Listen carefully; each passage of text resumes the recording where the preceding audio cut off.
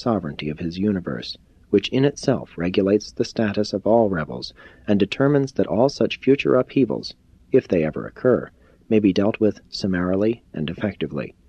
Accordingly, it may be seen that the so-called Great Temptation of Jesus took place some time before his baptism and not just after that event. At the end of this sojourn on the mountain, as Jesus was making his descent, he met Tiglath coming up to the rendezvous with food. Turning him back, he said only, "The period of rest is over. I must return to my father's business." He was a silent and much changed man as they journeyed back to Dan, where he took leave of the lad, giving him the donkey. He then proceeded south by the same way he had come, to Capernaum. 9. The time of waiting. It was now near the end of the summer, about the time of the Day of Atonement and the Feast of Tabernacles. Jesus had a family meeting in Capernaum over the Sabbath, and the next day started for Jerusalem with John the son of Zebedee, going to the east of the lake and by Gerasa and on down the Jordan Valley. While he visited some with his companion on the way, John noted a great change in Jesus. Jesus and John stopped overnight at Bethany with Lazarus and his sisters, going early the next morning to Jerusalem.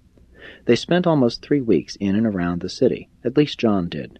Many days John went into Jerusalem alone, while Jesus walked about over the nearby hills and engaged in many seasons of spiritual communion with his Father in heaven. Both of them were present at the solemn services of the Day of Atonement. John was much impressed by the ceremonies of this day of all days in the Jewish religious ritual, but Jesus remained a thoughtful and silent spectator.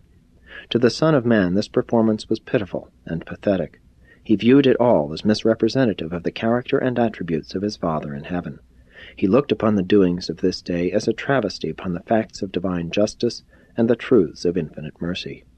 He burned to give vent to the declaration of the real truth about his Father's loving character and merciful conduct in the universe, but his faithful monitor admonished him that his hour had not yet come. But that night at Bethany, Jesus did drop numerous remarks which greatly disturbed John, and John never fully understood the real significance of what Jesus said in their hearing that evening.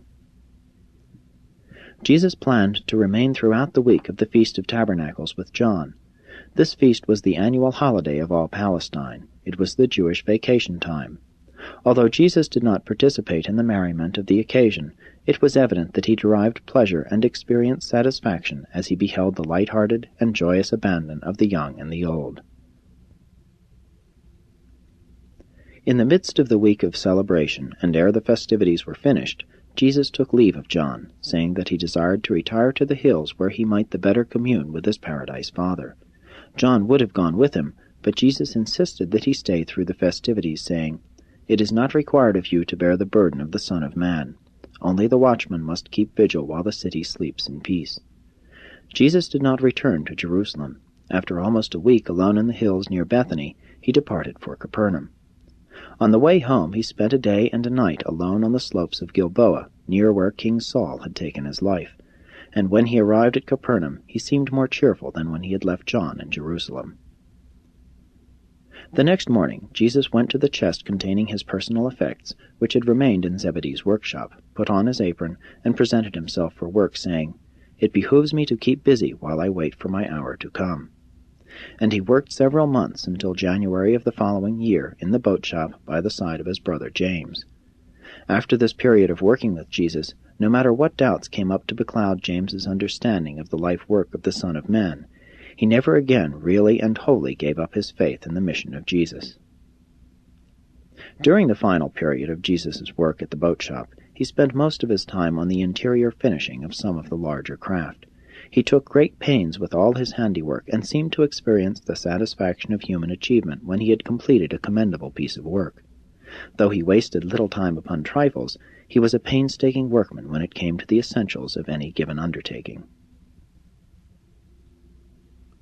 As time passed, rumors came to Capernaum of one John who was preaching while baptizing penitents in the Jordan. And John preached, "The kingdom of heaven is at hand. Repent and be baptized." Jesus listened to these reports as John slowly worked his way up the Jordan Valley from the ford of the river nearest to Jerusalem.